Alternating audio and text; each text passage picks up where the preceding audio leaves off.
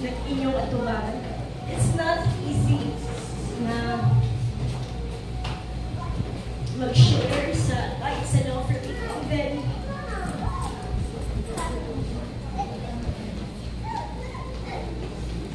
And then nakapag-submerge siya na hindi maano ang finances. And i-share niyo naman na kayo na sa ilang ipagdaanan mga igsoon, the more siya na naging faithful kay Lord, the more siya na naging faithful sa paghatag sa ilang tithes and offering. And gusto na po na ako i-share yung ituuhan gihapon na ako mga igsoon ang Malakay 3:10. And when we give to the Lord, matagta sa iya. Ito ko nga padayong gihapon nga mo panalangin si Lord. Malakay 3:10, bring all the tithes into the storehouse, that there may be food in my house. Try me on this, says the Lord of hosts, if I will not open for you the windows of heaven and pour out for you such blessing that there will not be room enough to receive it. Kung naamay mo sa kabutang, igsoon, personally, ako mismo, kung naamay mo sa kabutang, wala din ako bibiyan, that is my tithes and offering. Bahalag magkinaon sa bahalag, wala may kaunan, basta hindi ko pwedeng na din mo makatag sa akong tithes and offering, because it's one of my ways of saying thank you, Lord, for all the blessing. Thank you for sustaining me. So what if kung ako paging buhian, what if kumuhatag tungod kay daghan ni Byron nun, tungod kay daghay mga obligasyon, no? To the point nga, halos ka-give up on na yun. Kung i-give up na ako ang tithes and offering, mag-unsa na lang. And nakita na ako, as I continue to give my tithes and offering, it doesn't matter kung gamay na ko ang imong mahatag sa Lord, as long as you are consistent and faithful, igsoon, gi-enable gihapon ni sa Lord ng makahatag. Hindi lang taman sa tithes and offering, even sa mga daghan ng mga seed, no? Daghan, di ba? Kung namin mo chat sa inyo nga, magsita na, able gihapon ko nga makahatag sa akong seed, it's because nag-provide si Lord sa ako faithfully. So, as an encouragement sa akong tanan diri mga igsoon, kung na may iundang na hatag sa ilang tithes and offering, it's because I challenge you to go back. Tistingin si Lord, diba niya siya, test me on this, that i-open niya ang storehouse of heaven. And kung naman diri sa ato nga wala gyud pa naka-exercise sa ilang paghatag sa tithes and offering, I also challenge you to give. Tisingin si Lord kung unsa nga panalangin, kung unsa kada po nga panalangin ang iyang ibugot sa iyo. So it's my prayer for all of us today that nagaanta og chance sa Lord nga mahimot ang panalangin.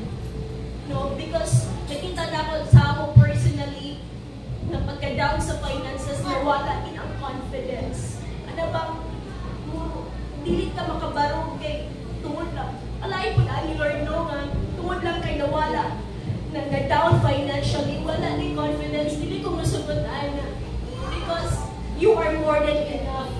You are more than enough for us, Lord, para mag-go on sa life. You are more than enough para padayon ng mga lagad, masking pag walang-wala na ka. Amen? So on, let us believe the Word of God. The Word of the Lord is true. Sa Malakay 3:10. Balik-balik na nang share sa ato, but nagtuo ko, kung ato di siya ikinabuhi with all of our hearts, nagtuo ko, mamuabot kigyapon ang atong breakthrough. Amen? Let us all stand, and please, kung ang inyong tithes and offering, sama sa pagkuwag ninyo sa imong pagsalig diha kay Lord, na Lord, as I give, as a step give, Lord, na kay nakubuhaton para sa among finances. This is specifically sa financial nga bahin. So, naada ko mga buhaton si Lord sa atong financial nga bahin. Let us pray. Father God in heaven, indeed you are the Jehovah Jireh, the Jehovah Shammah, Lord God.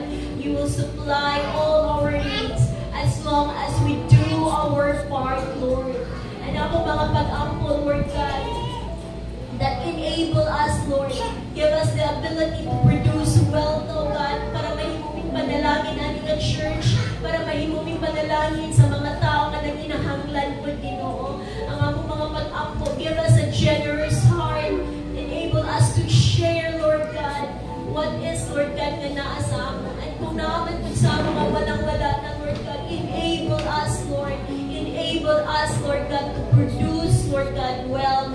Bless ang tanan ng mga trabahante. I-bless ang tanan ng mga farmers, oh God. I-bless ang tanan ng mga negosyo, mga businessmen of this church, Lord God. And let us rise up once again, Lord God. Let us help the ministry, Lord God, with all of our hearts, Lord. Salamat, Ginoo, tanan nga mag-gather ng kwarta, magamit para sa imo, Lord God, katuyuan for the expansion of your kingdom, Lord God. And Lord, we pray, oh God, na di lang tamang pang-survive or pang-sustain ng wealth ang imong i-trust sa amo. But Lord, kanang continuing, overflowing, Lord God, na panalangin in the name of Jesus so that daghan pa may ma-reach out, Lord God, in the name of Jesus. Lord, give us a pure heart as we give. Tangtanga ang mga wrong motives sa sunod sa mong kasing-kasing. Muhatag mi tungkol gusto na mong panalangin. No! Muhatag mi because you already blessed us with so much more, oh God. And as we give, Lord, as we give in the name of Jesus, give us peace, give us a joyful heart, Lord God, para ma-honor ka namin sa among finances, Lord. We honor you, we bless you, we magnify you today. This we pray in Jesus' name. Amen.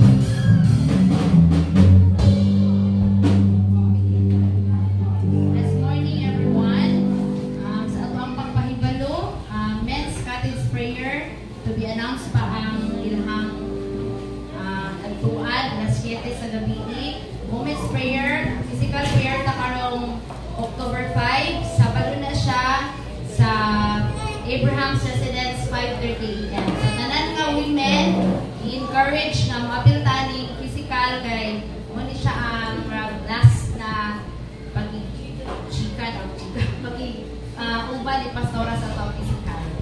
So, ang atong big prayer po, iawag po ang tanan nga makapiltaan ni every Wednesday, 7 PM. Then, KTPNYN online prayer every Thursday po ni siya, alas 7 and 8 p.m.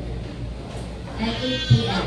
And let us continue to give and to pray that we will be able to reach the desired amount sa ito ang cornerstone.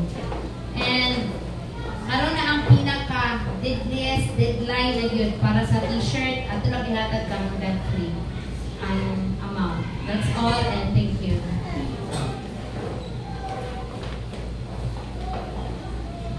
Praise the Lord. So, this coming first Sunday of October, I would